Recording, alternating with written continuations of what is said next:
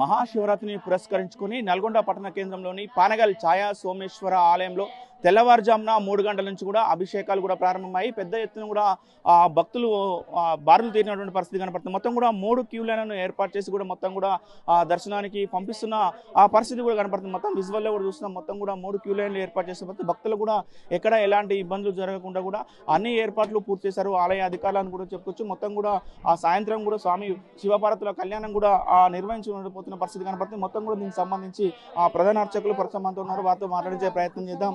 Sir, మొత్తం కూడా మహాశివరాత్రికి ఏర్పాటు ఎట్లా చేశారు? ఎన్ని గంటల నుంచి కూడా భక్తులు వస్తున్నారు?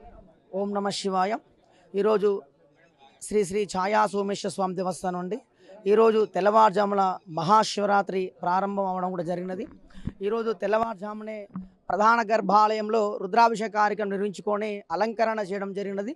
ఇట్లో బయటలో ఉన్నట్టు ఉపాలయము ఆత్మలింగం దగ్గర అభిషేకాలు కూడా యథావిధిగా కొనసాగడం కూడా జరుగుతున్నది.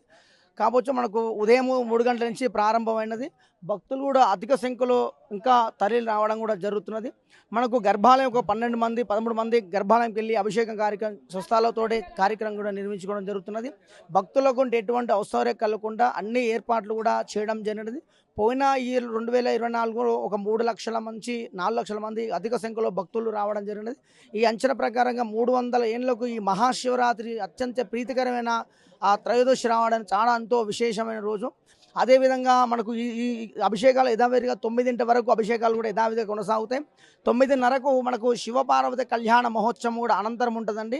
అనంతరము తలంబ్రాలు, మనకు శివపార్వతుల కళ్యాణము, మనకు బుర్రకథ కార్యక్రమము, లింగోద్భవ టైంలో అభిషేకం కార్యక్రమం, 27వ తారీఖు నాడు తెల్లవారుజామున అగ్నిగుండాలు తెప్పోచ కార్యక్రమం కూడా యథావిధిగా కొనసాగుతాయండి. క్యూ లైన్ లో ఉన్న భక్తులకు దర్శనానికి ఎంత సమయం పట్టే అవకాశం? మనకు భక్తులకు యథావిధి భక్తులు దర్శనం అవుతుంది. కాకపోతే ఒక 10-20 నిమిషాలు, ఒక అర్ధ గంట దర్శనం అవకాశాలు ఉంటాయండి. అభిషేకం మాత్రం 1 గంట పడుతుందండి. ఇది చాలా ఫ్లోటింగ్ ఎక్కువ, అభిషేక లైన్ ఎక్కువ ఉంది కాబట్టి మనకు తొందర అభిషేకం కూడా మనకు చేయడం కూడా జరుగుతుందండి. మొత్తం కూడా అభిషేకాలు అంటే మొత్తం కూడా స్వామివారి దర్శనం ఎన్ని గంటల వరకు కూడా కొనసాగుతుంది ఈ రోజు కంటిన్యూ? మనకు ఈ రోజు 3 గంటల నుంచి రాత్రి మనకు 12 వరకు లింగోద్భవ టైంలో అభిషేకాలు కూడా యథావిధిగా కొనసాగుతాయండి. మనకు లింగోద్భవ టైంలో అభిషేకాలు కొనసాగుతుంది. అదేవిధంగా కళ్యాణం కూడా ఏర్పాట్లు కూడా చేయడం జరిగిందండి.